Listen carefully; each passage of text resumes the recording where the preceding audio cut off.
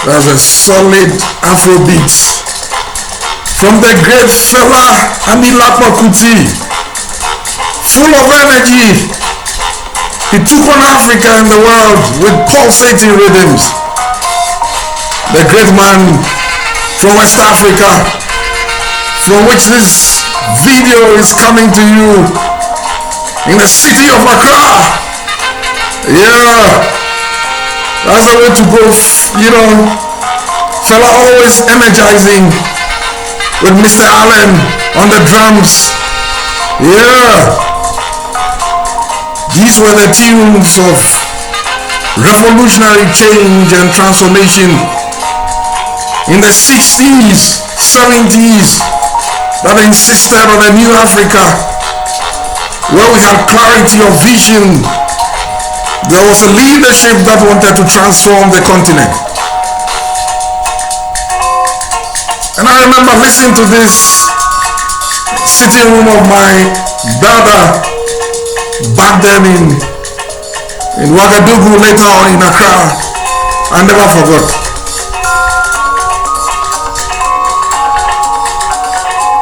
So I am coming to you on some key matters that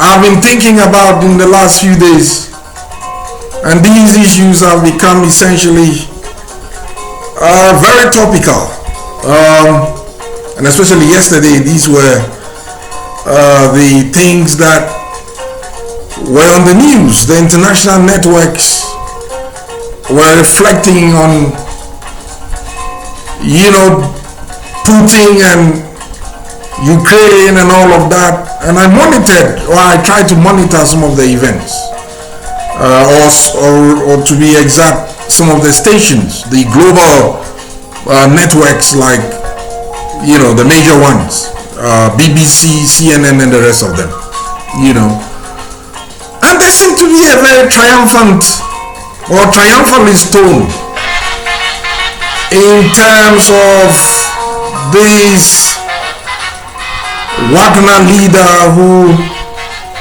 was ostensibly headed to Moscow. The Americans say Moscow. how they pronounce that? Well, interesting, I should say, Moscow. In Accra we say Moscow. Yeah, so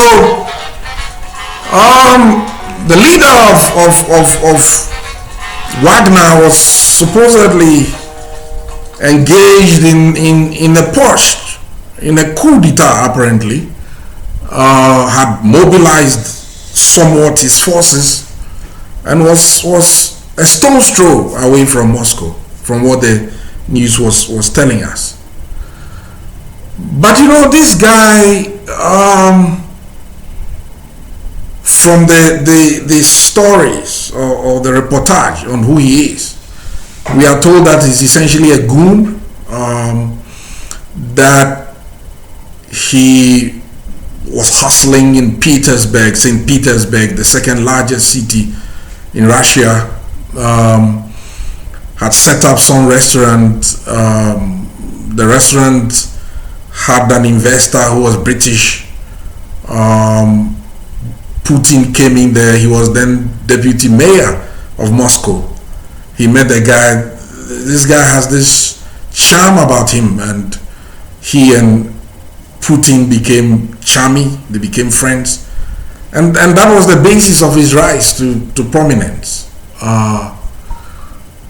And so it's interesting for me that the narrative in the West, the center of global power, which is reflected in these news outlets, were kind of happy. You could see on the faces of those who were reporting that they felt that, you know, he would get into Moscow, touch it up, and then they would get Putin like they got Saddam Hussein, and it will all be lovey-dovey and rosy, and that will have implications and impacts on the war in between, you know, Russia and Ukraine, and all of that will end. Everybody will go home, and everyone will be happy, right?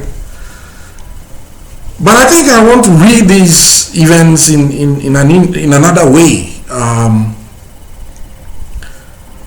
There's a sense in which the narrative presents the global north, especially the centers of power, as being kind of morally superior to Putin. And therefore, we are seeing them project this moral superiority and all of that. And therefore, in a sense, backing this gentleman is something that is the right thing to do. And in that process, for me, the key thing is the way in which Russia as a nation, Russia in terms of its historical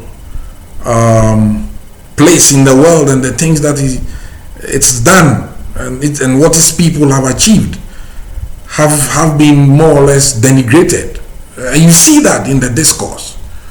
And I think that there's a certain sense in which the discourse has become too propagandistic. It's shot through too much and inflected with too much propaganda and an attempt to more or less present the Russians and their leaders some villains in this whole drama. But I think that it's important that we pay attention to this narrative, which does not really capture the realities. Russia is a problem essentially for the West because it is not part of the European Western core. It's not seen as a partner for the Western core. Why? Because it historically is tended to see the world in its own way. It has its own frame of reference that does not, allow it on account of that framing to kowtow to the Western power establishment. And so historically there's a sense in which Russia is seen as the outcast within the white supremacist framework, and so this is essentially what is playing out. And of course, Russia is allied to the Chinese, who also do not see themselves necessarily in terms of playing the established game, established power game. The Chinese are ruffling the established power game, and here we see the Chinese rising to power economically and politically,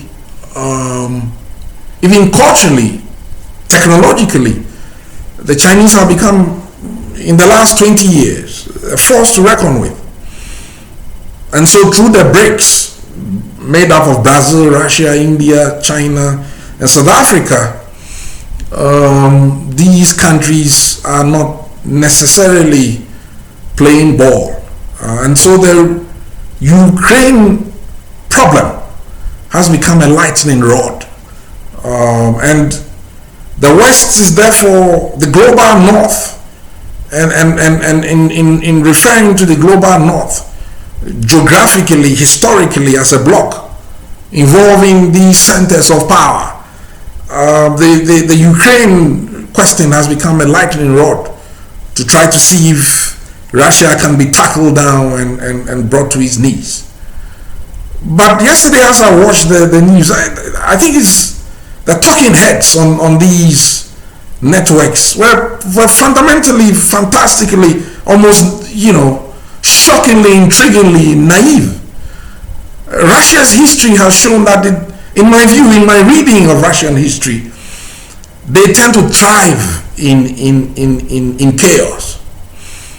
And many times, when they've had to deal with invasions and all of that. The force of Nazi military power that got to the gates virtually of Moscow. And Napoleon as well, and all of that. They always come out on top, in a sense. They survive. So to think that this guy whose name sounds like some medicine from Big Pharma for curing some weird disease, maybe you have some gland problem or problem with your, hypothalamus or something. His name is interesting. For me, it sounds almost like some medicine that, so to think that this guy with a ragtag army in quotes would ransack Russia and set it ablaze, and really that these networks would go into breaking news and turn it into this filmic event, and really this filmic inflection was most exemplified in the way in which we were shown shots of Ukrainian fighters on the front, ostensibly enjoying popcorn. So it was a filmic moment for the West to just, like they watched Saddam Hussein and more to the point, excuse me,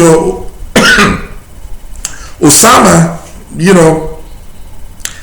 captured and shot and all of that. For them, this was a moment for that. And I found that intriguing. The reading of history does not tell me or any intrepid observer that this was going to happen. Russia is an old nation. It's essentially a civilization. From the era of Catherine through Peter the Great and all of that. And the things that they have done, the nation they have built, of course, with its flaws. From the era of their kings. And in fact, that process and the ways in which all of that ties in with royalty in Europe and all of that. We know that Tsar Nicholas was related to Victoria and all of that. And they transformed. They responded to the question of modernity and built a nation. They are a nuclear power. So the idea that they would kind of crumble and that will be it, and that in a sense Russia is this banana republic was shocking. But it speaks always to the narratives that keeps coming from the centers of power that present a particular view that doesn't tend to always doesn't tend to be factual and is self-interested, and we understand that. But we have the right as well to read these things and to pay attention, to the nuances and the complexities and even the deceit, if you like. And so I posted on my Facebook page that this was not going to happen, and in less than an hour the gentleman had effectively he stood down, and the party was dampened down in a sense. The party had to end, literally, and we are back to square one. But of course we've seen warfare and violence, and this is leveraging as one of the instruments in which the powerful nations have essentially become powerful. We saw the pillaging on our own continent, the razing to the ground of Libya. And that book by Maximilian, I think he's Maximilian, Slouching to, the title I think is Slouching to, the title, I've forgotten it a bit, but that was a wonderful book. And I remember that, I recall the title. He shows the ways in which all the games were played, and eventually Libya's oil was effectively taken over. And we saw what happened in Iraq. Iraq has never recovered. And the UN system was essentially manipulated, in my view. And some serious scholars, who are not giving to simply taking things as they are, have also made those points. And so it's a matter that we need to reflect on. And yesterday's encounter, or the events, were telling.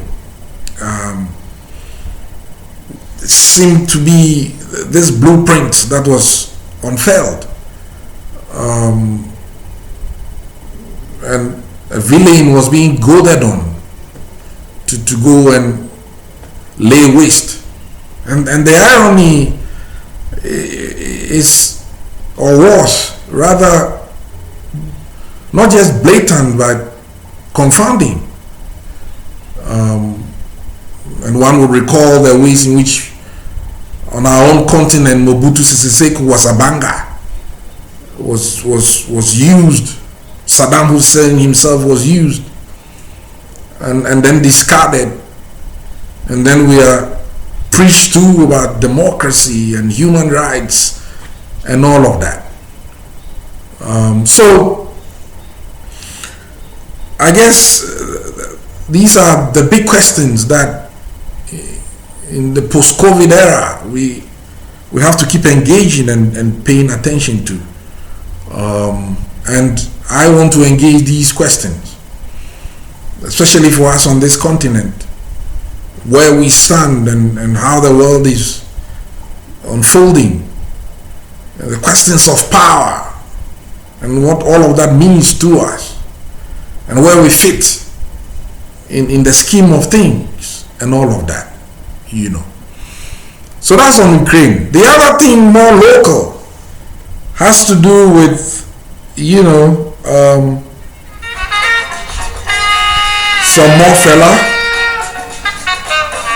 some more fella for sure, and this is Lady. The other issue has to do with the Sharks competition. Congratulations to the Pre-Seconds for what is obviously a historical win. Now they are champions for the NSNQ. That's a brace there, and also champions for Sharks. I have a small comment on this. I think we all in Ghana should become interested in this. For me, I think it embodies STEAM. Science, technology, engineering, the arts, and mathematics. I think it's an error, it's even silly to just think about STEM only and forget about the arts. We need the arts, the humanities, to round things out nicely. So I think Sharks has a great potential, and